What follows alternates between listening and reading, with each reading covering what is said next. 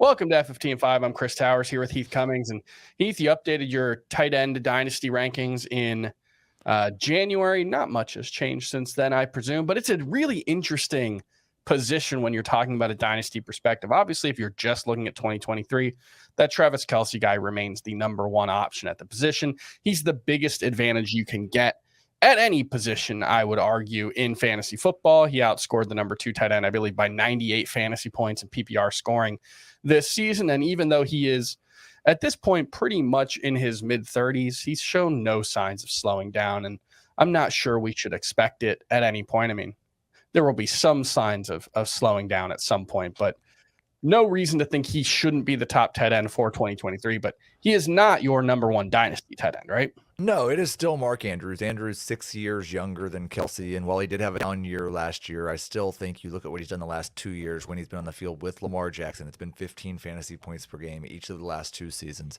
It's supposed to be Kyle Pitts. Kyle Pitts was tight end 1 for a year and a half, and then I just finally got to the point where I could not do that anymore because, listen, there are at least half the teams in your league that are probably trying to win, and there's no justification for them taking Kyle Pitts over Mark Andrews or Travis Kelce. It's not particularly close right now. Hopefully it will be soon. Pitts is number 3, Andrews number 1, Kelce number 2.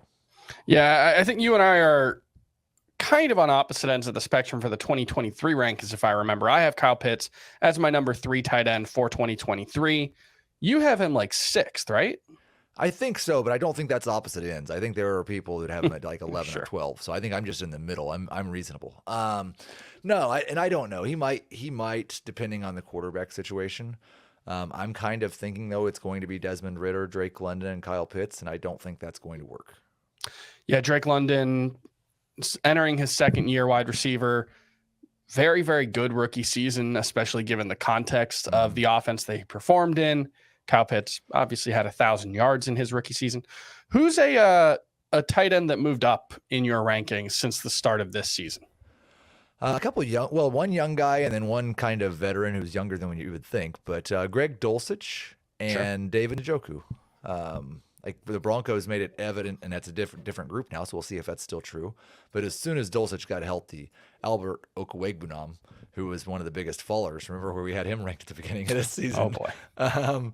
It was clear they prefer Dulcich as their tight end 1, and he performed well, earned 5 targets a game as a rookie. That is a very good mark. So he moved up into my top 12, and David Njoku right behind him. He's still just 27 years old, basically the same age as Mark Andrews. And with Deshaun Watson as his quarterback, could have a very bright future. TJ Hawkinson probably didn't move very much in your rankings. He's your tight end 4 in your dynasty rankings. I assume he was in that same range prior to the season. But what is your, medium-term outlook? Let's say the next 2 seasons for TJ Hawkinson, going into his last year on his rookie contract with the Vikings, and then potentially into free agency. I think you have an advantage if you have TJ Hawkinson at tight end. It's just your advantage might be 1 or 2 points per game, 2 or 3 points per game, as opposed to what you might get from Andrews or Kelce. Yeah. I do expect he's very, very safe as one of those guys who is going to be a starting tight end, and if I draft him, I don't have to think about it anymore.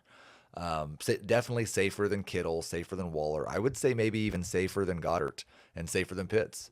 But I'm not sure he has the upside of any of those guys. So I'd feel pretty confident if you said, tell me a tight end who is going to finish somewhere between 3rd and 8th over the next 3 years. Hawkinson would be my pick. Yeah, I do have Kyle Pitts ranked ahead of TJ Hawkinson for 2023. I know Hawkinson is probably going to settle in as the consensus number 3 tight end. For me, it's exactly what you said.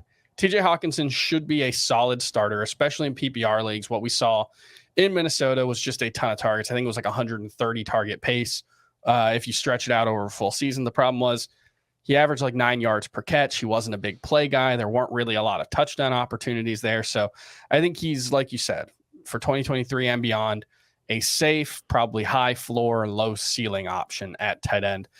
Who's a tight end who's fallen in your rankings who, isn't Albert Okwuegbunam?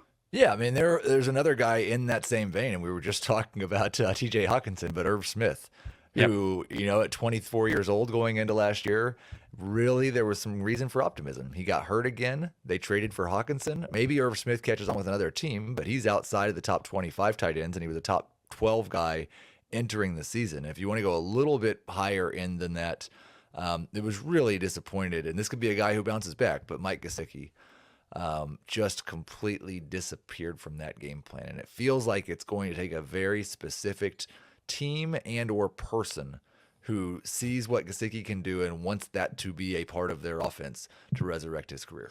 Yeah, he's got some downfield skills, but with the ball in his hands, he leaves a lot to be desired. That did not fit in with Mike McDaniel's offense and what he wanted from the tight end position. Obviously, also not a great blocker, Mike Gesicki, more of a really, really big slot wide receiver than anything else. So definitely has some potential. We've seen him be a good fantasy option before, but he's got to land in the right spot heading into free agency. That's going to do it for FFT and 5. We'll continue to talk Dynasty over the next couple of weeks leading up to the NFL draft and free agency. We'll see you then.